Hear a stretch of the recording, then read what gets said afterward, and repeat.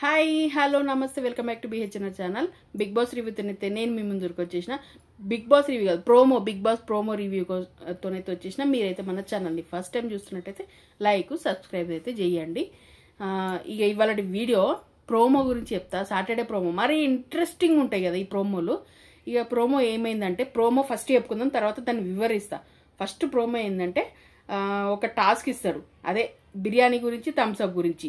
ఒక్క చేతితో కాదు, బిర్యానీ 2 చేతులతో తినాలని చెప్పి ఆ టాస్క్లా ఎవరైతే ఎక్కువ కార్డ్స్ కలెక్ట్ చేస్తారో వాళ్ళు విన్ అయినట్టు వాళ్ళకి బిర్యానీ దావత్ అనేది ఇస్తాడు బిగ్ బాస్.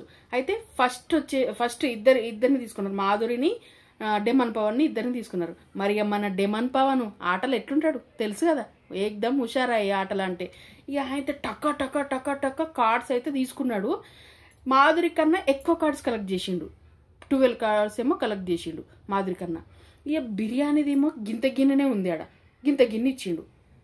ఇక థమ్స్అప్లు ఇచ్చిండు, థమ్స్అప్లు అయితే పుష్కలంగా ఇచ్చిండు. ఇక థమ్స్అప్లు ఎందుకు ఇచ్చిండు, బిర్యానీ కన్నా థమ్స్అప్లు ఎందుకు ఎక్కువ ఇచ్చిండు? థమ్స్అప్లు మెయిన్ ఇంపార్టెంట్ అయ్యాయి, మరి అవేనాయే దాన్ని ఏమంటారు ప్రమోట్ చేసుకున్నాడే. అందులో థమ్స్అప్లు ప్రమోషన్కి అవి ఇచ్చిండు. అవి అయితే పుక్కట్లో మస్తుగా ఇచ్చిండు, కానీ ఇక్కడ బిర్యానీ తక్కువ ఇచ్చిండు. ఇక బిర్యానీ తక్కువ ఇచ్చిండు.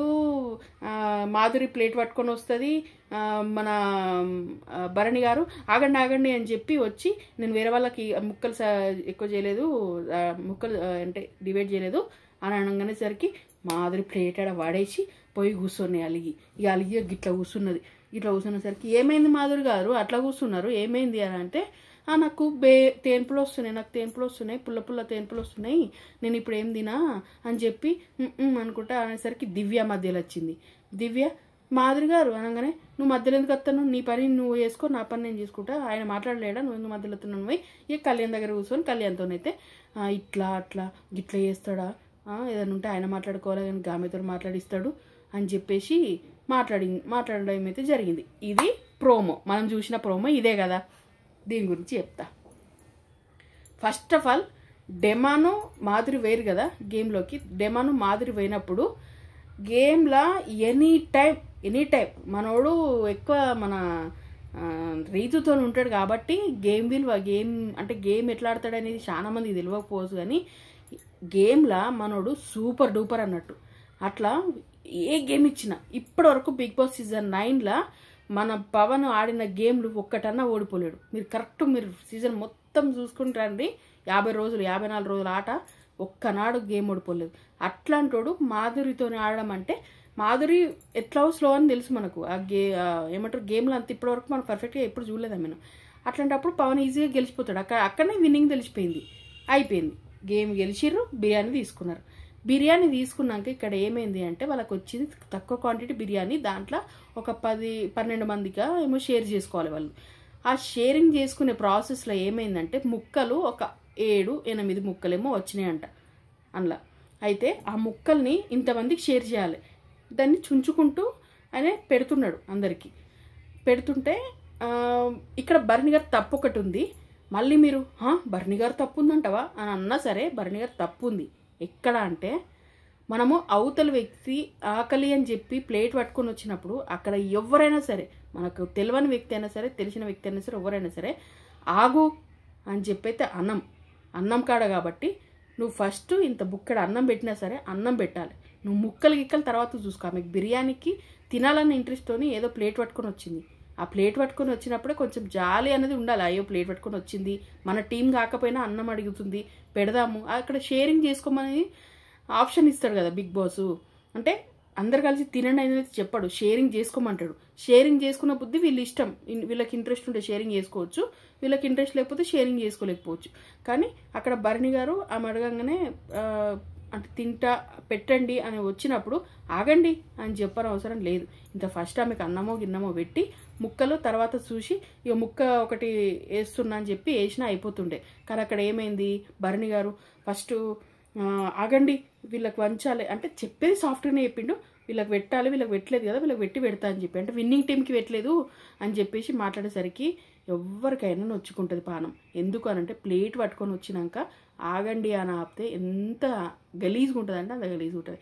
పానం నొచ్చుకున్నది మాధురికి 100% అక్కడ పానం అయితే అంటే చెప్పుకోమన్నది ఆ టైంలో అనిపిస్తుంది, ఎవరికైనా అనిపిస్తుంది కదా, అనిపించి పోయి కూర్చున్నది.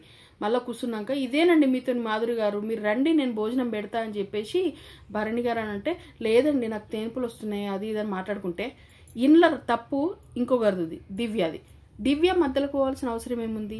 దివ్య మధ్యలోకి పోయి మధ్యలో అది మాధురి గారు అట్లా కాదు అది ఇదని మాట్లాడితే భరణి మాట్లాడుకోలేడా? నువ్వు గేమ్ ఏదో భరణికి సపోర్ట్ చేసి గేమ్ అన్నావని చెప్పేసి ప్రతి దాంట్లో పొలోమని దిగితే ఎట్లా? భరణి గారు మాట్లాడుకుంటారు, అది వాళ్ళిద్దరు డిస్కషన్.